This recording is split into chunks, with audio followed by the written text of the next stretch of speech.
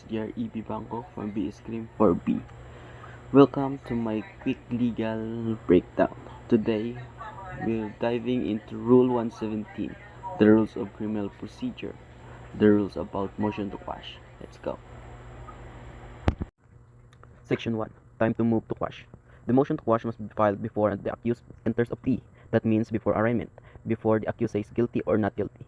If the accused fails to file it before pleading, he or she is considered to have waived the right to file the motion, except for certain grounds that can be raised anytime, such as lack of jurisdiction over the offense, double jeopardy, and that the fact charged do not constitute it an offense. Section 2. Form and contents of motion to quash. The motion to quash must be in writing, signed by the accused or their lawyer, and must clearly state the fact and legal grounds for dismissal. In short, put it in writing, sign it, and explain why the case should be quashed. Section 3. Grounds.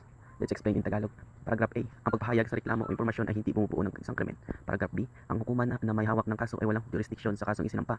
Paragraph C. Ang hukuman ay walang jurisdiksyon sa akusado. Paragraph D. Ang opisyal na pagsampa ng impormasyon ay walang otoridad na gawin ito. Paragraph E. Ang reklamo o impormasyon ay hindi sumusunod sa tamang porma. F. Higit sa isang krimen ang isinampa maliban sa pinapayagan ng batas na isang parusa lamang para sa iba't ibang krimen.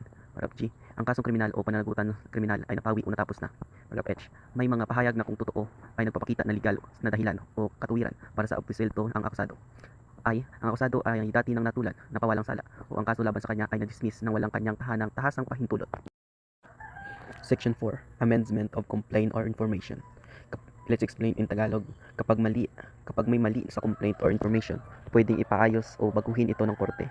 Pero kung sobrang laki na ng mali at hindi na kayang itama, kailangan nang i-dismiss ang kaso. Section 5. Effect of sustaining the motion to quash. Ayon sa Rule 117, Section 5, kapag pinayagan ng korte ang motion to quash, ma-dismiss ang kaso. Pero kung pwedeng itama, maaari pa itong isang pamuli, maliban na lang kung double jeopardy, dahil hindi na pwedeng kasuhan ulit ang akusado. Section 6, Order sustaining the motion to quash, not a bar to another prosecution, exception.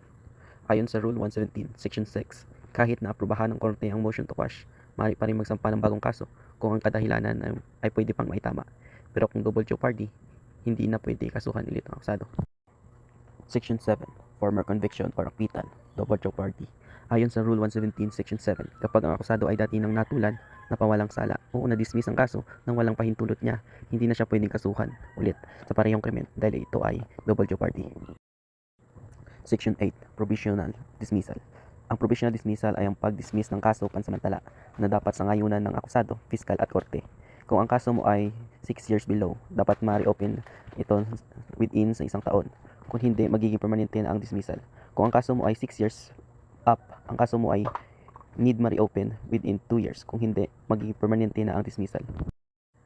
Section 9. Failure to move to quash or to allege any ground therefore. Ayon sa Rule 117, Section 9, kung hindi naghain ng motion to quash bago ang plea, mawawala ang karapatan iyon. Pero kung ang dahilan ay tungkol sa jurisdiksyon, double jeopardy o walang krimen sa paghayag, pwede pa rin ihain kahit kailan.